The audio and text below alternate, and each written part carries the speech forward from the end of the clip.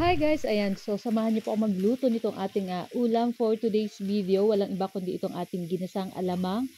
Siyempre, meron din po tayong pritong isdang galunggong. Naku, napakasarap nito guys. At perfect talaga dito sa ating ginisang alamang. So, tara na guys at magluto na tayo. So, na nga guys, sasangkutsahin ko lang dyan yung ating pork. So, medyo marami yung taba niyan guys. So, hindi na rin tayo naglagay ng mantika. So, sinangkot lang natin yung ating pork. Nilagyan natin ng salt and pepper para may lasa. At pagkatapos at lumabas na yung mantika ng ating pork at nag-brown na, pwede na natin ilagay dyan yung ating mga bawang at yung ating sibuyas. And then, halu-haluin lang po natin iyan. At pagkatapos nyan guys, ilagay na rin natin yung ating 3 pirasong kamatis na cubes ko lang ng ganyan. Ayan. So, medyo mura na po ang kilo ng kamatis ngayon. Kaya, okay lang po na madami-daming kamatis yung ilalagay natin para hindi siya ganoon kaalat. At pagkatapos, ilagay na rin natin itong ating fresh alamang. Siyempre, hinugasan natin yan para hindi siya ganoon kaalat.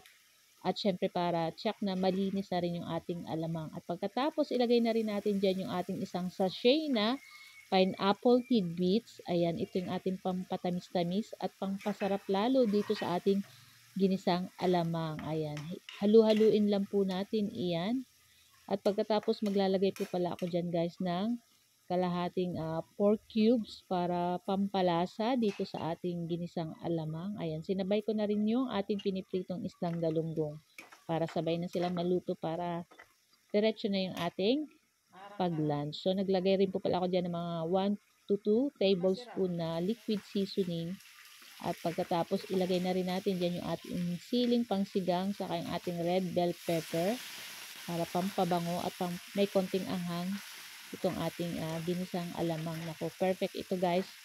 Pag mag-swimming kayo guys, ayan, pwedeng baon-baon nyo na to guys. Ayan.